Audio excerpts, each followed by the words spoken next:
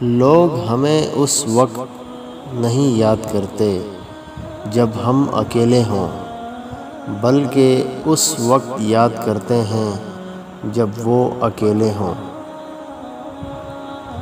انسان کو خاموش اور عقل مند اس کی عمر نہیں، اس کی ذمہ داریاں بناتی ہیں۔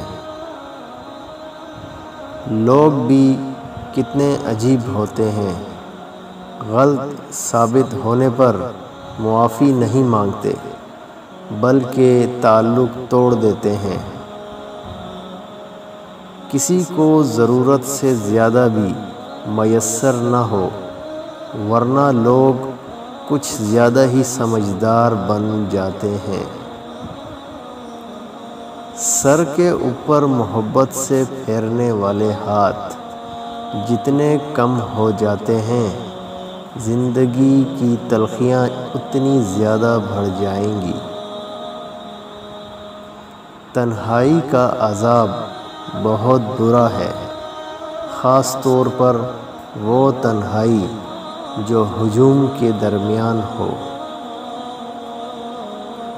اپنے ہاتھ سے کی ہوئی نیکی اور دوسرے سے سرزد ہونے والے گناہ کا تذکرہ کسی سے نہ کرو، یہ تمہارے کردار کا امتحان ہے۔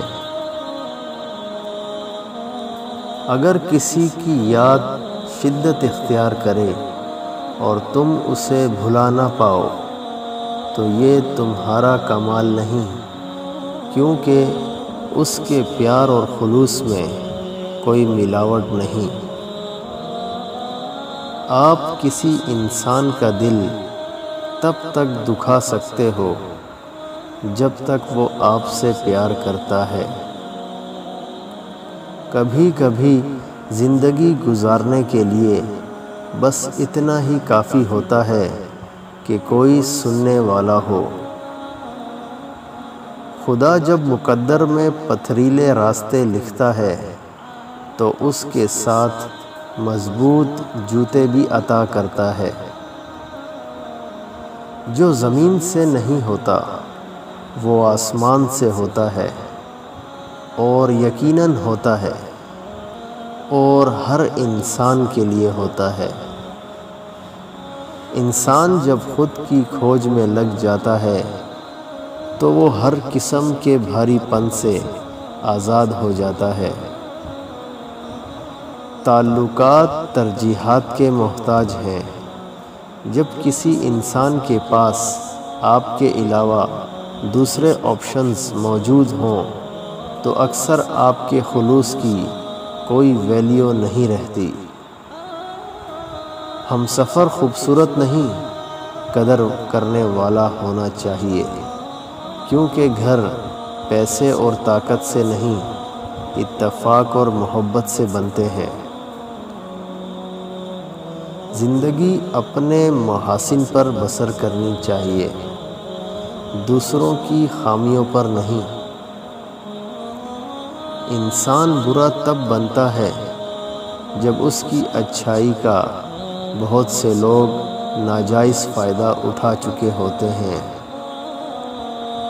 محبت ریت کی طرح ہوتی ہے، مٹھی بھر لو تو ایک حد تک ہی ہاتھ میں آتی ہے، رفتہ رفتہ وہ بھی ہاتھ سے پھسل جاتی ہے۔ آخر میں انسان ہاتھ جھاڑ کر کھڑا ہو جاتا ہے۔ بدلہ لینا ہر بار صحیح نہیں ہوتا، لیکن معاف کرنا بھی ہر بار صحیح نہیں ہوتا۔ سب سے زیادہ تکلیف وہ لمحات دیتے ہیں جب آپ اپنی سب سے قیمتی چیز کو بچانے میں خود کو بے بس محسوس کرتے ہیں۔